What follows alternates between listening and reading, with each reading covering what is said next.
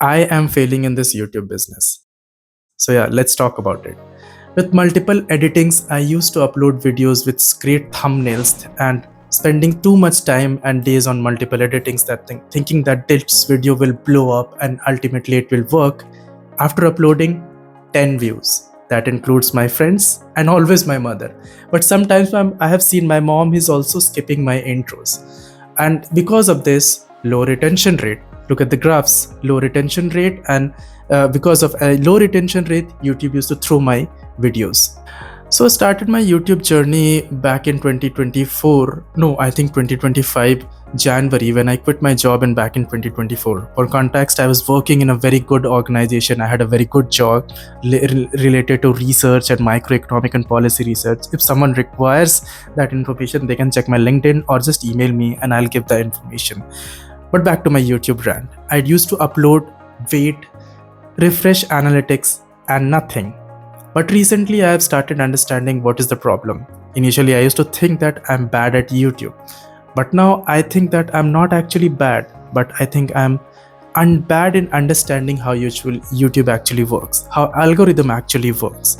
And now I started understanding problems and categorized my problems in 4 different things. And I think those young YouTubers, it might be helpful for them to understand what are those problems that they are facing. It might be the possibility that they are facing the similar kind of problems which I am actually facing. So here are 4 different categories that I have listed out, and that can beautifully or summarize the problems that I'm having. So the first of my problem that I have listed out is kind of a perfection. I believe that perfection is a trap. When I started my video, I believed on one perfect video, and for that one perfect video, I used to spend times of multiple things. For example, I was obsessed with lighting. Right now I only have this lamp lighting. Re-edited my videos, same clips multiple times, and spend hours and days on thumbnails thinking that those thumbnails will work. Yeah, those things actually work, but those things also work when your your algorithm is already working. And every time I used to post, I used to tell myself that this will work, but it never was. It never actually worked. For a specific context, I shoot my travel videos wherever I go. I keep my camera. I have DJI camera. Those require some context. They can check my video. They can go to my YouTube channel and check the video of that camera. And I used to talk in front of people. I used to keep my camera like this and used to talk to myself in the camera in front of people, and used to get really awkward about it. Initially it was kind of very difficult, but somehow I got to understand that I got the confidence. I got to understand that awkwardness is not going to help.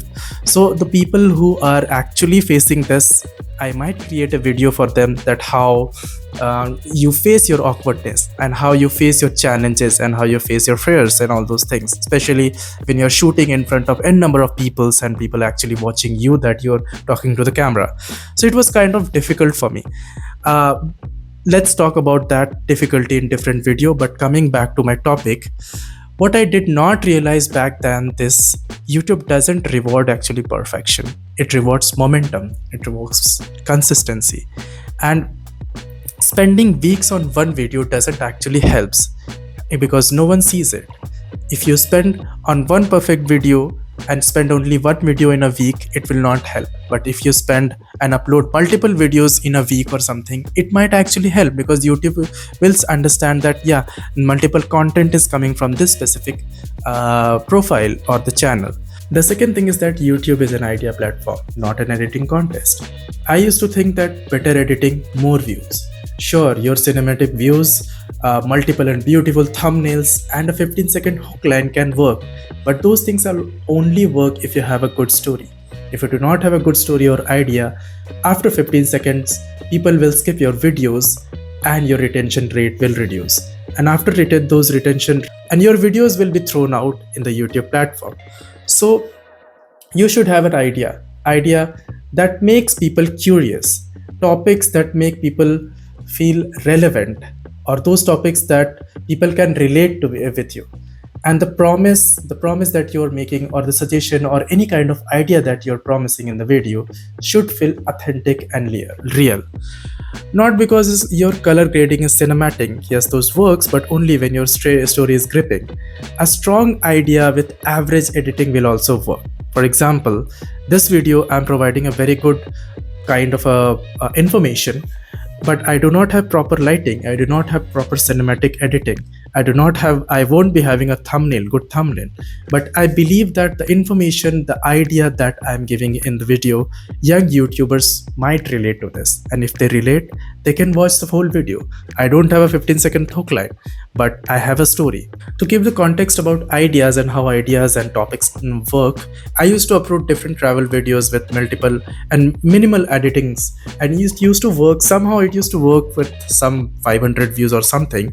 Then I uploaded one political video where I actually recorded Rahul Gandhi and his speech, and that actually worked. It went actually viral. I had around 5k views or something, and I had 100 watching hours.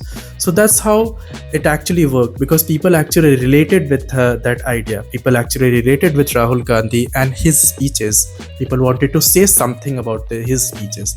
Not to dive into politics right now, because I don't want to share my political views and my views about Rahul Gandhi. If you want to know, you can go to the video. I'll attach the video somewhere, and you can check my comments and my discussions. But that's not I'm going to talk about right now. The third thing is that actually also hurt my ego is that YouTube needs you to be predictable. You cannot be like one person who uploads randomly in a month, or at least in 10 days, one video in 10 days. And even if you're uploading 1 videos in 10 days, you're uploading on different topics. For example, something related to travel, something related to sports, something related to random ranting or something, the way I'm doing right now. YouTube needs you to be predictable. You cannot upload videos randomly, you cannot jump around different topics, and you cannot change your formats continuously.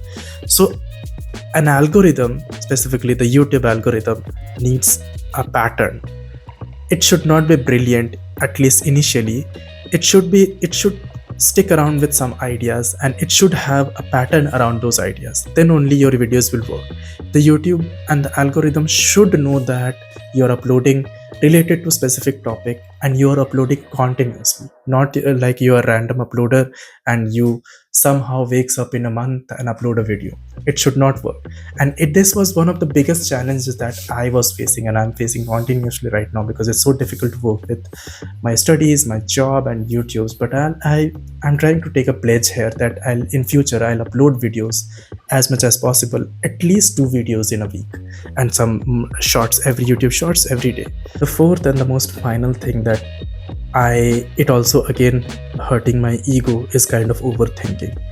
I always think and overthink. Young YouTubers will relate with me, because they also sometimes think that their YouTubes will work, and if they are not working, why they're not working. They continuously think on it, and ultimately try to reject the idea, reject YouTube or something.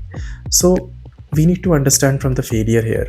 Failure is not the end of something. Failure is data, and YouTube Studio kind of providing the data that why our videos is actually failing. For example, if you check the retention rate, that graph, it actually tells that if the graph is going down, it actually tells that your hook line, or the video is not that engaging, that people are spending much time on that. People are skipping your videos. It is failing. Your videos is failing, but it is not the ultimate failure. It actually your data. It is actually telling how the next upload should be, how the next video should be. That's why they dropped off. You can check the video, you can connect with AI and understand the video. Okay, to end the videos, these 4 things. What was the first thing? I'll have to check again. The first thing was perfection. The second thing was idea platform. The third thing is predictability, and the fourth thing was overthinking. Now this year in 2026, I want to take a pledge. I want to take a pledge that I will upload videos continuously, create a data for myself, my pattern. I'll try to upload minimum 2 videos in a week and shorts every day. so that I get a data. I get to understand why videos are failing. My videos are actually failing. At least I'll try to understand that. And how it helps.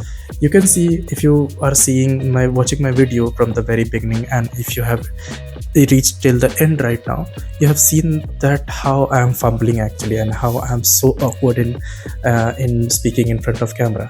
But that's actually reducing, because when I talk about last year, it was so difficult at least to face the camera. I was not able to understand what should I do in front of the camera, and now I'm actually able to speak. How I have grown, how I have understood, how the growth is actually happening. Now, like when I'm writing, yeah, in last year when I used to write, words are actually used to come in my mouth, to come from my mind to my mouth. But now when I used to speak in front of the camera, I used to go blank that what should I speak, what should I not. But right now, at least I'm speaking. It's all right, I'm not perfect right now, but at least I'm growing. So yeah, even if you, the way I said that, you have to look the failure in a different aspects. Failure doesn't mean the end. It actually tells you that you need to learn something. And I'm learning is that I'm continuously working on myself, how to speak even if you have less and less information, how to play with different words and all, how to increase your vocabulary. And that's the thing, it helps in my classroom, it helps in my presentation, and it helps in my YouTube actually. That's how we work, that's how we grow. And hopefully with this video, if you have watched till the end, we will grow together and we'll work around. And obviously the YouTube algorithm will work for us. With that word, I say goodbye.